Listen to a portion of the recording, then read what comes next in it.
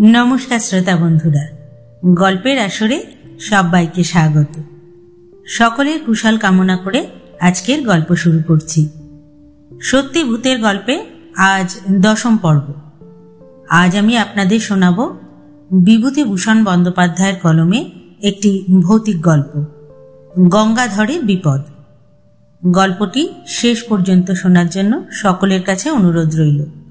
भालो लागले अवश्यई एकटा लाइक करबेन।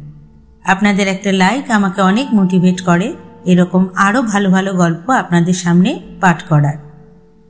आर आमार चैनलटिके सबस्क्राइब करते किन्तु भूलबेन ना। आमार नतून श्रोता बंधुदेर काछे अनुरोध, गल्पटी शोनार परे अवश्यई आमार चैनलटिके सबस्क्राइब करे आमार सहयोगिता करबेन, आमार पाशे थाकबेन। आर जे सकल श्रोता बंधु इतिमध्येई आमार चैनलटिके सबस्क्राइब करे आमार पाशे आछेन, आमार सहयोगिता करछेन, तादेर सकलके आमार आंतरिक धन्यवाद। शुरू करछि आजकेर गल्प।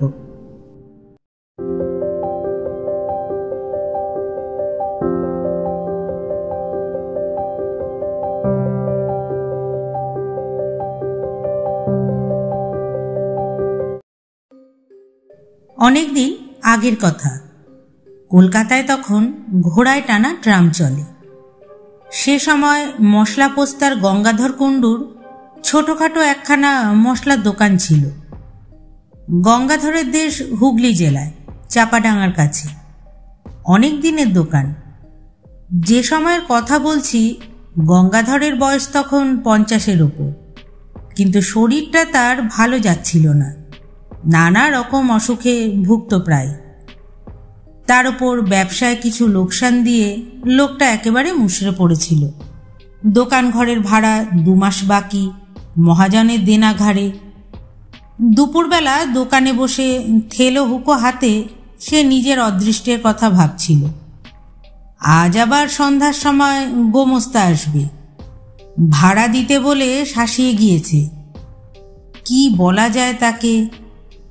एक पुरानो परिचित महाजनेर कथा गंगाधरेर मने पड़े गेल। तार नाम खोदादार खाँ, पेशोयारी मुसलमान, मेटेबुरुजे थाके। आगे गंगाधरेर लेनदेन छिलो तार संगे, कयेकबार टाका नियेछे, शोधो करेछे, किन्तु सुदेर हार बेशी बोले इदानीं बछरखानेक गंगाधर सेदिके आर जायनि। अनेक भेबेचिंते से मेटेबुरुजेई रওনা हलो। सूद बेशी बोले आर उपाय कि? टाका ना आनलेई नय आज सन्ध्येर मध्य। मेटेबुरुजे गिये खोदादार खाয়ের नतून बासा खुঁজে বার করতে, टाका निते, गल्पगुजब करते बेश देरी हये गेल। খিদিরপুরের কাটিগঙ্গা पार हये एसे ट्राम धरबे। हनहन करे से हेঁটে আসছে। एमन समय एकजन लोक ताके डेके बोलले, ए साहेब, इधर सुनिए तो जरा। सन्ध्या हये गिয়েছে। যেখান থেকে লোকটা তাকে ডাকলে সেখানে কতগুলো গাছপালা, বেশ একটু অন্ধকার। স্থানটা নির্জন। তার উপর আবার তার সঙ্গে রয়েছে টাকা। গঙ্গাধরের মনে একটু সন্দেহ যে হলো না এমন নয়, কিন্তু উপায় নেই। লোকটাই এগিয়ে এলো। ওই গাছগুলোর তলায় সে যেন তারই প্রতীক্ষায় দাঁড়িয়েছিল। লোকটা খুব লম্বা, মাথায় ঝাঁকড়া ঝাঁকড়া চুল ঘাড়ের ওপর পড়েছে। মুখটা ভালো করে দেখা যাচ্ছে না। পরনে ঢিলে ইজের আর আলখাল্লা। সে কাছে এসে নিচু সুরে হিন্দি আর বাংলা মিলিয়ে বললে, বাবু, সস্তায় মাল কিনবেন? গঙ্গাধর আশ্চর্য হয়ে বললে, কি মাল? লোকটি চারিদিকে চেয়ে বললে, এখানে কথা হবে না বাবু, পুলিশ ঘুরছে, আমার সঙ্গে আসুন। ঝুপসি গাছের তলায় এক জায়গায় অন্ধকার খুব ঘন। সেখানে গিয়ে লোকটা বললে, জিনিসটা কোকেন, খুব সস্তায় পাবেন, ডিউটি ছুট মাল, লুকিয়ে দেব। গঙ্গাধর চমকে উঠল। সে কখনো ও ব্যবসা করেনি। ডিউটি ছুট কোকেন, কি সর্বনেশে জিনিস! ভালো লোকের পাল্লায় পড়েছে। না, সে কিনবে না। লোকটা সম্ভবত পাঞ্জাবি মুসলমান, বাংলা বলতে পারে, তবে বেশ একটু বাঁকা। সে অনুনয়ের সুরেই বললে, বাবু, আপনি নিন, আপনার ভালো হবে। সে কি করিতে দেব? আমার মুশকিল হয়েছে। আমি মাল বিক্রির লোক খুঁজে পাচ্ছি নে। ঘুরে ঘুরে বেড়াচ্ছি কত জায়গায়, আবার সব জায়গায় তো যেতে পারি নে, পুলিশের ভয় তো আছে। কেউ কথা কইছে না আমার সঙ্গে, সেই হয়েছে আরো মুশকিল। হঠাৎ শহরে এত পুলিশের ভয় হলো কেন যে বাবু, তাও তো বুঝিনি। আগে যারা এই ব্যবসা করত তাদের কাছে যাচ্ছি, তারা তো আমার দিকে চেয়েও দেখছে না। আপনি গড়রাজি হবেন না বাবু, মাল দেখুন, পরে দাম দুস্তুর হবে। লোকটার গলার সুরে একটা কি যেন শক্তি ছিল। গঙ্গাধরের মন খানিকটা ভিজল। কোকেনের ব্যবসাতে মানুষের রাতারাতি বড় মানুষ হয়েছে বটে, বিনা সাহসে বিপদ এড়িয়ে বেড়ালে কি লক্ষ্মী লাভ হয়? দেখাই যাক না। হঠাৎ গঙ্গাধর চেয়ে দেখলে যে লোকটা সেখানে নেই। এই তো দাঁড়িয়েছিল, কোথায় গেল আবার?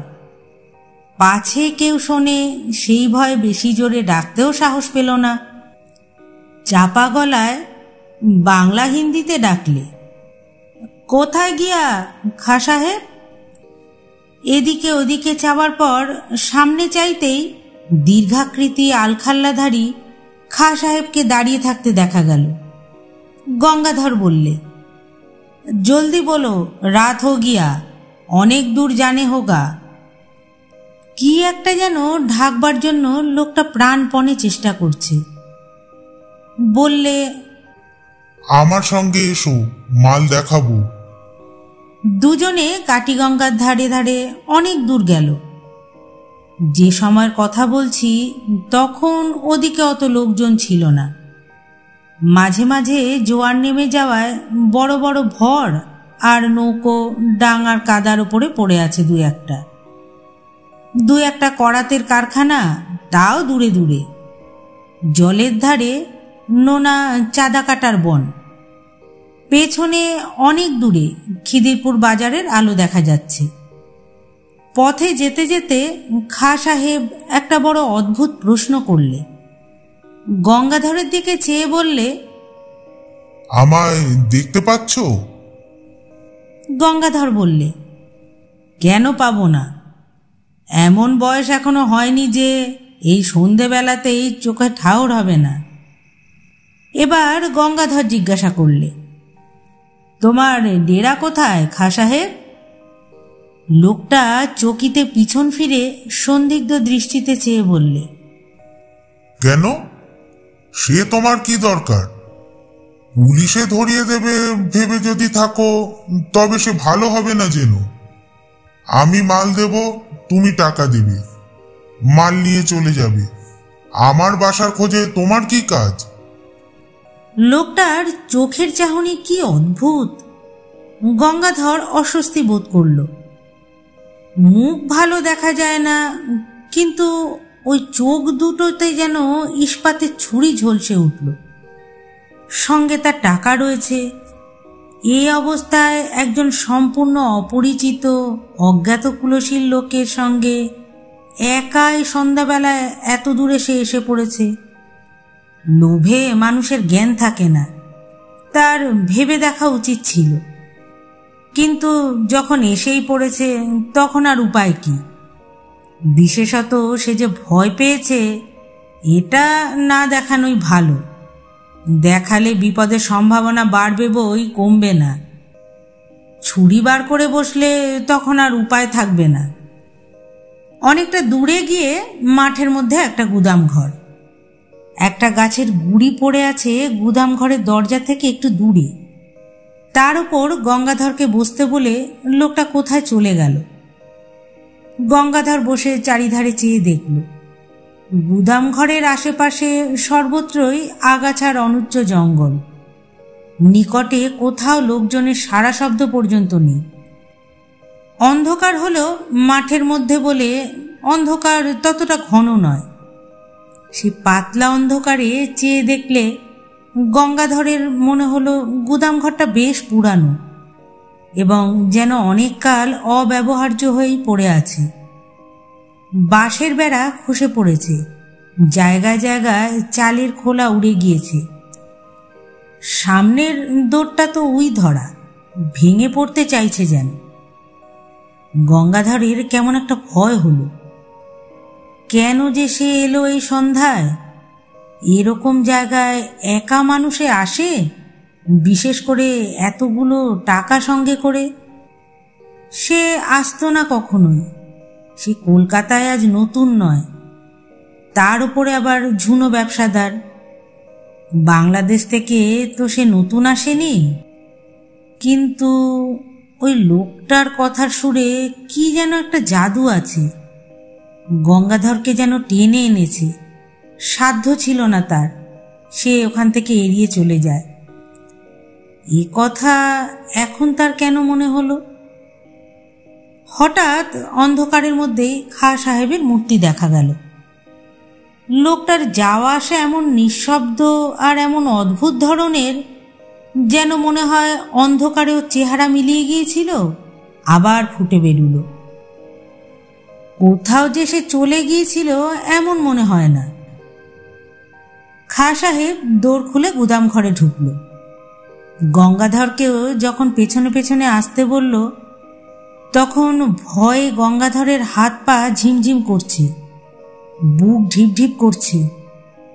এই অন্ধকার গুদাম ঘরের মধ্যে নিয়ে গিয়ে ঠিক ওই লোকটা ওই লম্বা হাতে যদি গলাটা টিপে ধরে কিংবা ছুরি বুকে বসায়। এই ফন্দিতে এত দূর গঙ্গাধরকে ভুলিয়ে নিয়ে আসেনি তো? লোকটা নিশ্চয়ই জানতো যে তার কাছে টাকা আছে। ও নিশ্চয়ই সন্ধান রেখেছিল। কে জানে খোদাদার খায়ের দলের লোক কিনা। গঙ্গাধরের কপালে বিন্দু বিন্দু ঘাম দেখা দিলে একবার সে ভাবলে দৌড়ে পালাবে, কিন্তু সে বুড়ো মানুষ। এই জোয়ান পাঞ্জাবি মুসলমানের সঙ্গে দৌড়ের পাল্লায় তার পক্ষে পেরে ওঠা প্রায় অসম্ভব। কলের পুতুলের মতো তখন গঙ্গাধর গুদামের মধ্যে ঢুকল। আশ্চর্য, গুদামের ওদিককার দেওয়ালটা যে একেবারে ভাঙা। গুদামের সর্বত্র দেখা যাচ্ছে সেই অস্পষ্ট অন্ধকার। এক জায়গায় দুটো খালি পিপে ছাড়া কোথাও তো কিছু নেই। মাকড়সার জাল সর্বত্র। অন্ধকারে দেখা যায় না বটে, কিন্তু নাকে মুখে লাগে। একটা কিরকম ভ্যাপসা গন্ধ গুদাম ঘরের মধ্যে। মেঝেটা স্যাঁতস্যাঁতে, কতকাল এর মধ্যে যেন মানুষ ঢোকেই নি। এদিকে আবার খাঁ সাহেব কোথায় গেল? লোকটা থাকে থাকে আর যে কোথায় যায়। অল্পক্ষণ পর, মিনিট 2 হবে, কেউ কোথাও নেই, শুধু গঙ্গাধর একলা। আবার সেই ভয় হলো গঙ্গাধরের। কেমন এক ধরনের যেন ভয়। বুকের মধ্যে রক্ত একেবারে হিম হয়ে যাচ্ছে। এই বা কিরকম ভয়! আর গুদাম ঘরটার মধ্যে কনকনে ঠান্ডা হাওয়ায় যেন একটা স্রোত বইছে মাঝে মাঝে। মিনিট 2 পর, ওই তো খাঁ সাহেব ওই অন্ধকারের মধ্যেই তো দাঁড়িয়ে।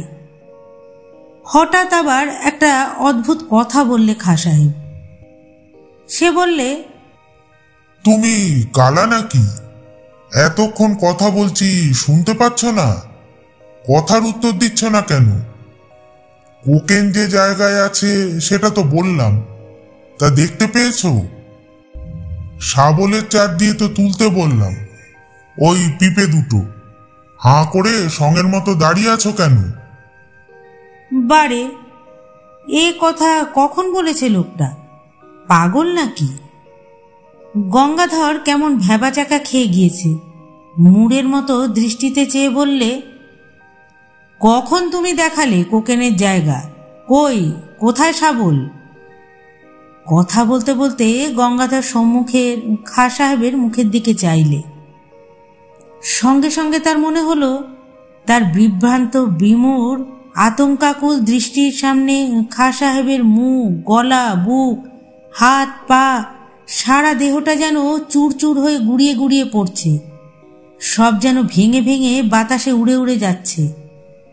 খাঁ সাহেব প্রাণপণে দাঁত মুখ শক্ত করে বিষম মনের জোরে তার দেহের চূর্ণায়মান অণুগুলো যথাস্থানে ধরে রাখার আপ্রাণ চেষ্টা করছে, কিন্তু পেরে উঠছে না। তার চোখের সেই বিজিত হতাশ দৃষ্টি গঙ্গাধরের হৃদয় স্পর্শ করল। দেখতে দেখতে এত বড় দীর্ঘকায় দেহ আর কিছুই অবশিষ্ট রইল না। সব ভেঙে গেল, গুড়িয়ে গেল, উড়ে গেল। আর কোথায় খাঁ সাহেব? চারপাশের অন্ধকারের মধ্যে সে যেন মিলিয়ে গিয়েছে। একটা ঠান্ডা কনকনে বাতাসের ঝাপটা এলো কোথা থেকে। সঙ্গে সঙ্গে গঙ্গাধর আর্তরবে চিৎকার করে গুদাম ঘরের স্যাঁতস্যাঁতে মেঝের ওপর মূর্ছিত হয়ে পড়ে গেল। একটা দেশি ভর কাছে কোথাও হয়তো বাধা ছিল। তার মাঝিরা এসে গঙ্গাধরকে অচেতন অবস্থায় তাদের ভরে নিয়ে যায়। তারাই তাকে দোকানে পৌঁছে দেয়। গঙ্গাধরের টাকা ঠিকই ছিল, কানাকড়িও খোয়া যায়নি। তবে শরীর শুধরে উঠতে বেশ সময় নিয়েছিল। অনেক দিন পর্যন্ত অন্ধকারে সে একা কিছুতেই থাকতে পারত না। এর ঠিক মাস 2 পরে মেটেবুরুজের খোদাদার খাঁর কাছে টাকা শোধ দিতে গিয়ে গঙ্গাধর টাকা নিয়ে যাওয়ার দিন যা যা ঘটেছিল সে সমস্ত ঘটনাই তাকে বলল। খোদাদার গল্প শুনে গম্ভীর হয়ে গেল। খানিকক্ষণ চুপ করে থেকে বললে, শাহজি, ও হলো আমির খাঁ। চোরাই কোকনের খুব বড় ব্যবসাদার ছিল। আজ বছর 15 আগের কথা। রমজান মাসে বেশ কিছু মালও হাতে পায়। তক্তাঘাটের কাছে একখানা জাহাজ ভিড়েছিল। সেখান থেকে রাতারাতি সরিয়ে ফেলে। জাহাজের লোকের সঙ্গে ওর সর ছিল। কোথায় সে মাল রাখত কেউ জানে না। সেই মাসের মাঝামাঝিতে হঠাৎ ও খুন হয়। কেন বা কে খুন করলো তা জানা যায়নি, কেউ ধরাও পড়েনি। তবে দলের লোকই তাকে খুন করেছিল সেটা বোঝা কঠিন ব্যাপার নয়। এই পর্যন্ত আমির খাঁর ঘটনা আমি জানি। আমার মনে হয় আমির খাঁ সেই থেকেই ঘুরে বেড়াচ্ছে তার মাল বিক্রি করবার জন্য। ওর লুকোনো সেই কোকেনের বাক্সই হয়েছে ওর কাছে বোঝা। তা বাবু, সেই গুদাম ঘরটা কোথায় তুমি দেখাতে পারবে? গঙ্গাধর অন্ধকারে কোথা দিয়ে যে সেখানে গিয়েছিল তা তার এখন মনে নেই। আর মনে থাকলেও সে আর যেত না।